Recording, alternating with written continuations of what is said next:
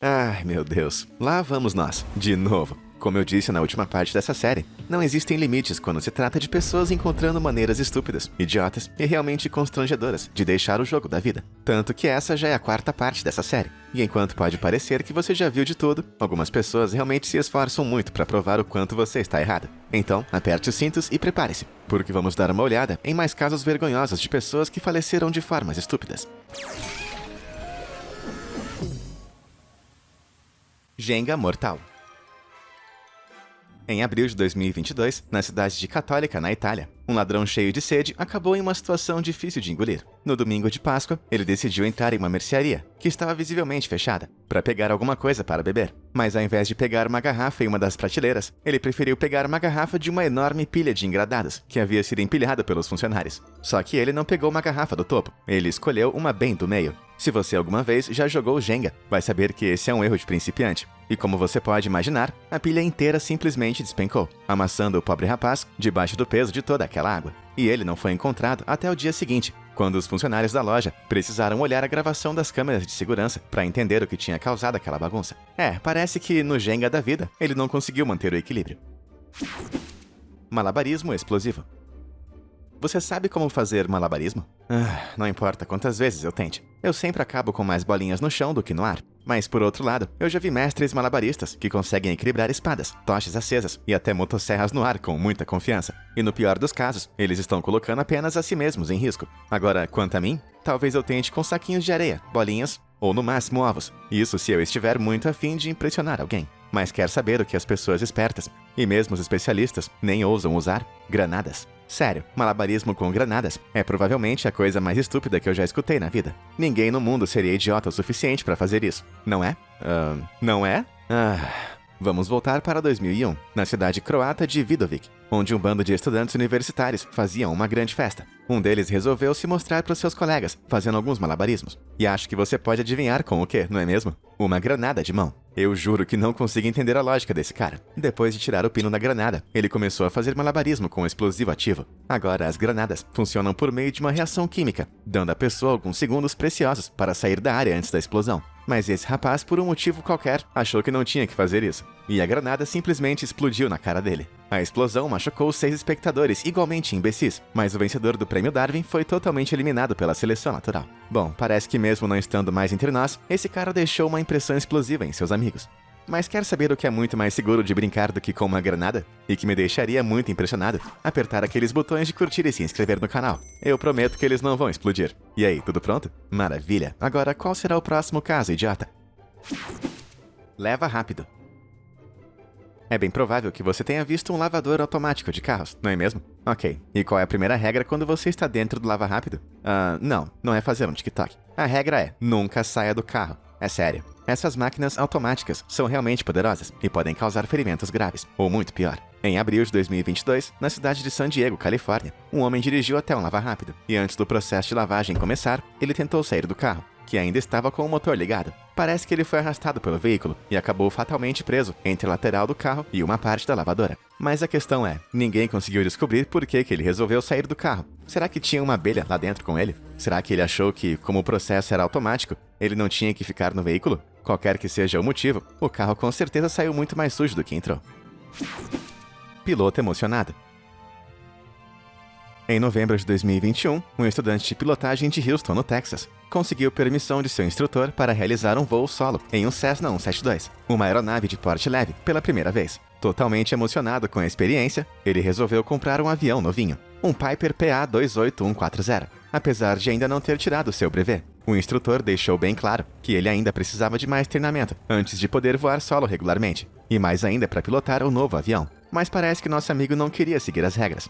Acontece que existem algumas coisas que um estudante de pilotagem não pode fazer, incluindo voar com passageiros na aeronave, voar à noite, voar sem autorização do instrutor, voar em condições de visibilidade limitada e voar em uma aeronave de modelo diferente do que consta na permissão de voo, a menos que seja autorizado pelo instrutor. Agora, você consegue adivinhar qual dessas regras nosso estudante quebrou? Você ganhou um biscoito se respondeu todas elas. É, isso mesmo. Em uma noite com nevoeiro, ele resolveu levar um amigo para um voo em sua nova aeronave, sem avisar o seu instrutor. Aproximadamente 4 minutos depois de levantar voo, sem uma boa visibilidade, o avião acertou a copa de uma das árvores próximas e caiu momentos depois. Nem o estudante e nem o passageiro conseguiram sair vivos. Ah, se ele ao menos tivesse segurado a emoção. Próxima estação, dor.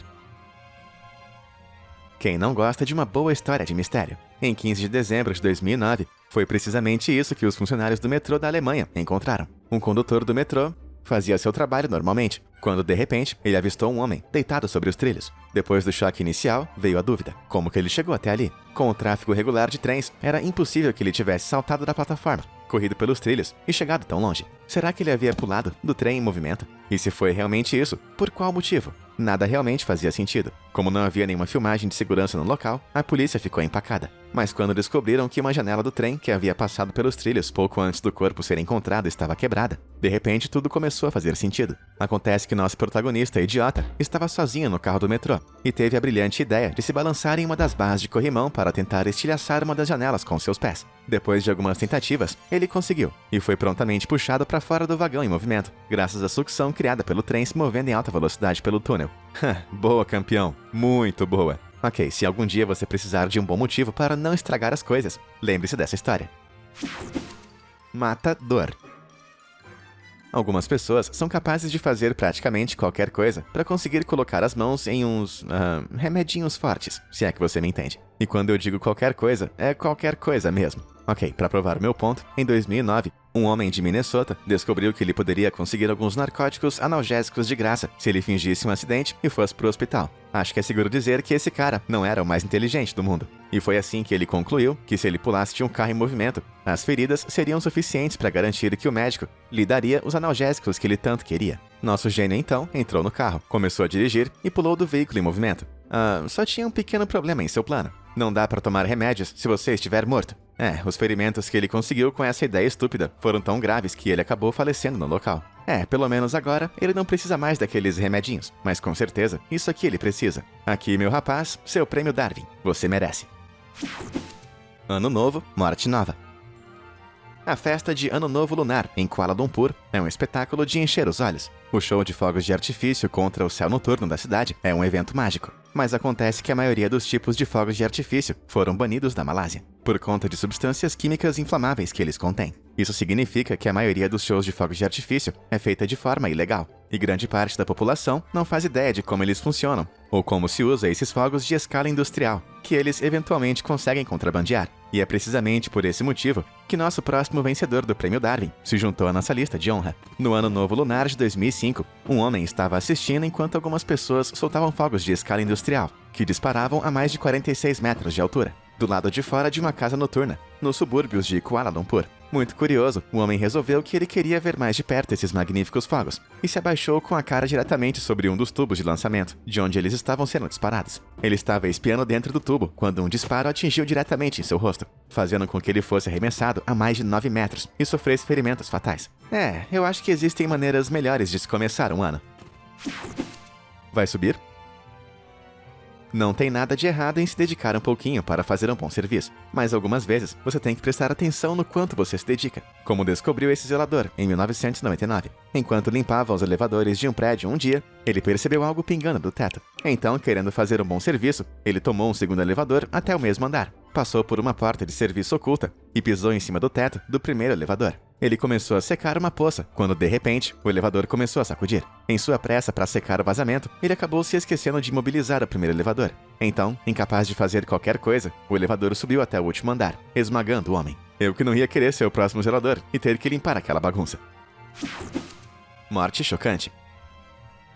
Ladrões de cobre se tornaram um grande problema ao redor do mundo. Por conta de sua capacidade de conduzir eletricidade, ele se tornou um material realmente procurado, especialmente nos últimos anos. De janeiro de 2020 a maio de 2021, o preço do cobre na Inglaterra aumentou cerca de 74%, passando de cerca de 6.100 libras para perto de 10.750 por tonelada. E isso não passou despercebido por ladrões, que começaram a saquear construções, prédios e até ferrovias, pegando todo o material que eles conseguiam encontrar. Mas nem todos os ladrões fazem planos no estilo Missão Impossível, quando se trata de precisão em suas ações, como um cara da Escócia fez em 2001. Os trens elétricos que rodam sobre Glasgow são alimentados por cabos aéreos. Toda a energia extra é transmitida por um cabo rígido de cobre que recobre os trilhos e é redirecionado para uma caixa de distribuição. Nosso anti-herói, que aparentava ter bastante conhecimento sobre esses sistemas elétricos, planejou serrar esse cabo no intervalo de tempo entre a passagem dos trens, enquanto ele está sem energia. Parecia ser um bom plano, e ele poderia ter conseguido executar perfeitamente bem, se não fosse um pequeno, quase que insignificante erro.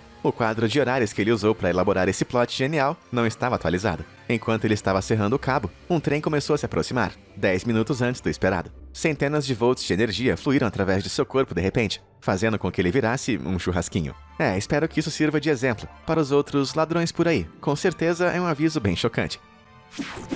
Faça o que eu digo, não faça o que eu faço. Eu acho que eu sou muito bom em desvendar histórias e explicar as coisas para que todos possam entendê-las. Isso é uma coisa que em 1993, um policial em Illinois supostamente tentou fazer, mas acabou da pior maneira possível. Outro policial de sua delegacia havia disparado acidentalmente sua arma de fogo contra o estômago, acabando sem querer com sua própria vida na semana anterior. Ao tentar explicar como isso aconteceu a um colega oficial, nosso policial em questão decidiu reencenar o ato. Então, o ganhador do prêmio Darwin sacou sua arma, apontou ela para o seu estômago e apertou o gatilho. Mas o único problema foi que ele esqueceu que havia uma bala dentro da câmara, e ele não tinha acionado a trava de segurança. E aparentemente ele não sobreviveu. Eu só espero que mais ninguém nessa delegacia pense em reencenar essa reencenação. Faça sua aposta. Flórida. Qualquer americano que se preze sabe que as pessoas desse estado são, sem dúvida, as mais estranhas de todo o país. Desde a organização de eventos em massa para eliminar furacões, até pintar mensagens políticas em caranguejos. A bizarrice deles não conhece limites. Então, se uma ideia for idiota, alguém na Flórida já deve ter tentado. O que nos leva ao nosso próximo participante. Em abril de 2022, 3 adolescentes entediados decidiram se divertir usando um colete balístico e, no autêntico estilo americano, uma pistola. Não ficou claro onde eles conseguiram essa arma, mas eles revezaram usando o colete e atirando uns nos outros, gravando tudo e postando no Snapchat. Acho que agora ficou fácil de imaginar o fim dessa história. É isso mesmo. Um deles vestiu o colete e se posicionou como um alvo humano, mas a pontaria de seu amigo estava um pouquinho desalinhada, atingindo ele fatalmente em uma parte em seu peito que não estava coberta pelo colete. Em pânico, os adolescentes chamaram uma ambulância e relataram um tiroteio. Mas então, em um movimento ainda mais estúpido, eles tentaram deletar os vídeos do Snapchat e mentiram sobre o que havia acontecido. Não demorou muito para que um especialista em TI encontrasse o vídeo, o que fez com que toda a situação ficasse ainda pior do que já estava. Garotos, uma dica. Se vocês estão entediados, vão jogar videogame e não dar tiros nos seus amigos para fazer um vídeo de Snapchat e ainda por cima tentar se livrar, mentindo sobre isso. Considerando que esses dois estão sendo julgados como adultos e podem acabar passando o resto de suas vidas atrás das grades, acho que eu vou dar aos dois prêmios Darwin honorários. Boa, garotos. A Flórida deve estar orgulhosa. MacBook à prova de balas. Enquanto eu estava achando que não tinha como ser mais estúpido do que os 3 idiotas da história anterior quando se trata de segurança e armas, nosso próximo vencedor do prêmio Darwin me fez lembrar que sempre dá para piorar. Em março de 2002, um soldado russo que estava em uma zona de guerra ativa na Ucrânia encontrou um MacBook abandonado. Embora ele quisesse muito esse computador, ele não tinha nenhum lugar seguro para guardá-lo. Sem problemas, ele pensou. É só remover essa placa balística do meu colete à prova de balas e colocar o MacBook no lugar. Ok, se não ficou claro para todos ainda, MacBooks não são a prova de balas. Mas quer saber o que é a prova de balas? Uma placa balística projetada para isso. Tá, mas não é como se ele estivesse no meio de uma zona de guerra ativa e, sei lá, pudesse levar um tiro no peito a qualquer minuto. Acho que não tenho nem que dizer que o sujeito não voltou da Ucrânia com vida. Quando os soldados ucranianos conseguiram recuperar o corpo, eles não encontraram somente o MacBook, mas aparentemente também encontraram um iPod roubado. Seguindo a lógica imbecil desse cara, não seria surpresa se ele tivesse usado o tablet no lugar do capacete. Formigas de fogo. Quando a polícia chegou em uma cena que aconteceu em Roma, Nova York, em 2001, eles tiveram dificuldade para entender o que estavam vendo. O corpo de uma mulher estava em chamas, na grama do lado de sua casa. E embora houvesse um isqueiro e uma lata de gasolina derretida encontrada nas proximidades, não havia nenhum sinal evidente de algum crime. Apesar de investigar o incidente durante meses, a polícia não descobriu nada e acabou chegando à única explicação lógica disponível. Essa mulher devia estar fumando um cigarro e jogando gasolina nos formigueiros do jardim, o que, de acordo com seus vizinhos, era uma coisa que ela fazia com frequência. Enquanto ela segurava uma lata de gasolina, uma brasa de cigarro pode ter caído no combustível, que rapidamente pegou fogo e veio em direção ao recipiente, explodindo a lata e queimando a mulher em segundos. Acho que o placar final é Formigas 1, Karen 0. Estupidez sobre-humana.